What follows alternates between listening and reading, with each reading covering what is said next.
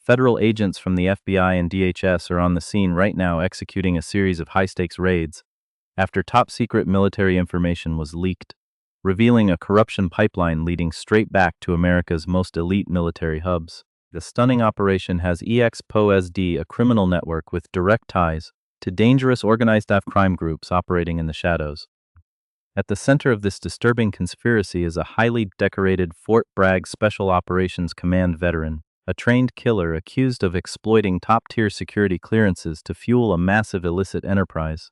We are tracking a horrifying trail of corruption and violence, including the brutal death of Specialist Enrique Roman Martinez, whose beheaded body was discovered after he went missing on a Memorial Day camping trip, a grim testament to the ruthless rules of engagement this domestic cartel operated by. These raids target a sophisticated syndicate that used military logistics and specialized training to traffic massive amounts of high-purity cocaine and, even more terrifying, deadly military-grade weapons, from automatic arms to grenades, right out of secure base armories. This is institutional betrayal on an unprecedented scale, where American soldiers use taxpayer-funded training to turn against the very country they swore to protect.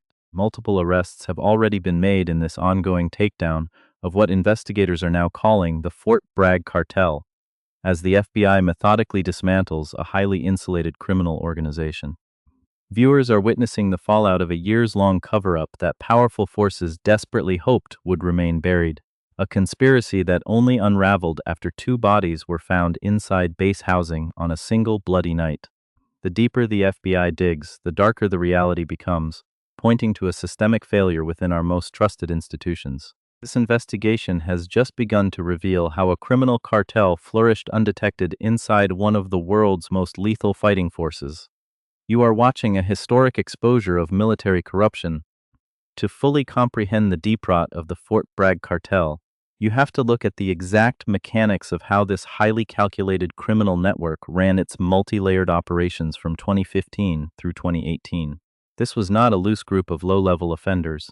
It was a highly disciplined, sophisticated enterprise built by active-duty military operators and specialized personnel who exploited the chain of command itself. Investigators focused heavily on key figures within the base infrastructure, including Army Quartermaster Specialist Julian Dumas, and figures deeply tied to law enforcement, like Freddie Wayne Huff, a former North Carolina state trooper and DEA task force agent who crossed the line from tracking drug organizations to operating one from the inside. This network utilized its advanced tactical and logistical training to run 3 highly lucrative parallel lines of business that completely bypassed traditional military detection. Line 1 was a massive cocaine distribution pipeline that pumped immense quantities of the narcotic straight through the secured perimeter of Fort Bragg and out into surrounding North Carolina communities like Fayette and Spring Lake. The cartel relied on an airtight combination of active-duty soldiers and civilian partners, using the specialized operational security, encrypted communication channels, and counter-surveillance techniques they were taught at taxpayer expense to keep the FBI and DEA at bay for years. Line 2 was an incredibly dangerous military weapons pipeline. Court records and federal testimony reveal that members of this network stole military-grade automatic weapons, equipment, and live combat grenades directly from secure Fort Bragg armories. To facilitate this, Specialist Julian Dumas utilized his position as an Army Quartermaster to systematically falsify records in the military property accounting system, effectively making these high-powered weapons vanish on paper before they were funneled directly into the black market and sold to dangerous criminal syndicates. Line 3 was strict, uncompromising enforcement. When disputes arose or outside forces threatened to expose the pipeline, the network operated entirely by ruthless cartel rules.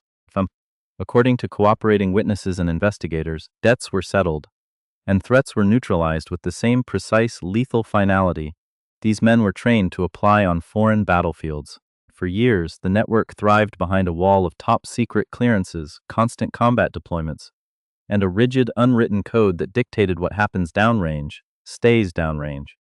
This domestic cartel effectively transformed the elite infrastructure of America's military command into a highly protected, impenetrable shielding mechanism for widespread domestic drug trafficking and weapons smuggling. According to federal court records and investigative documents, building the case against the Fort Bragg network was one of the most complex tasks the FBI and the Department of Homeland Security had ever faced. These targets were not average criminals. They were elite operators holding top-secret and special compartmented intelligence clearances, experts in counter-surveillance, who knew exactly how federal wiretaps worked. For months, federal agents methodically gathered financial records, intercepted encrypted communications, and flipped key informants within the base, turning the cartel's own strict operational security against them. The breakthrough came when the Winston-Salem Police Department seized a crucial USB drive that Army Quartermaster Julian Dumas had given to former DEA task force agent Freddie Wayne Huff as an insurance policy. A drive meant to contain a letter explicitly naming the corrupt soldiers in the ring. Though investigators were stunned to find the drive completely empty when they accessed it, a mystery that remains officially unexplained to this day.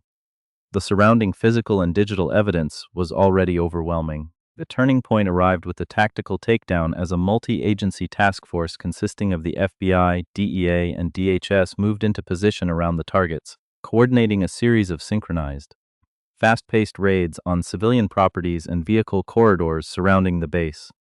According to sources on the scene, federal agents moved with overwhelming force, arresting core operatives, including Marine Corps Sergeant Raheen Derrick and former task force agent Freddie Wayne Huff, catching them completely off guard. Inside the raided locations, federal agents seized stacks of illicit cash, digital servers containing encrypted logistics logs, and highly sensitive military hardware. Among the evidence recovered by investigators were highly incriminating photographs documenting Marine Corps Sergeant Raheen Derrick and Freddie Wayne Huff posing directly with stolen Army automatic weapons and large piles of drug trafficking proceeds. The falsified property accounting records managed by Dumas provided an undeniable paper trail, pinning the theft of weapons and grenades directly to the conspirators. As the cuffs clicked on these highly trained targets, the full reality of the pipeline came to light, exposing an airtight case built on ironclad financial forensics and recovered armory hardware.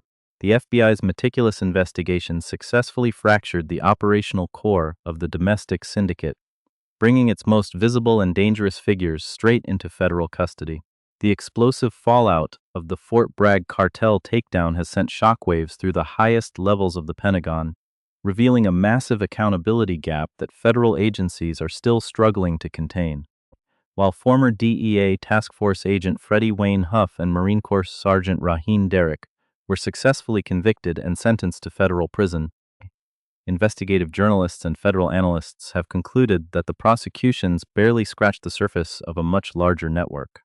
The scale of this institutional betrayal expanded dramatically when FBI agents arrested Courtney Williams, a 40-year-old Army Special Operations veteran who had spent 6 years as a civilian operational support specialist for Delta Force at Fort Bragg, holding a top-secret SCI clearance. Williams was slapped with heavy indictments under the Espionage Act for leaking classified information about the case to investigative journalist Seth Harp, over 10 hours of recorded calls and 180 text messages. Her own messages proved she knew the extreme risks, explicitly referencing the Espionage Act, but she chose to expose the files because she believed the full scope of the cover-up and the remaining unaccounted-for soldiers were being buried by the Department of Defense.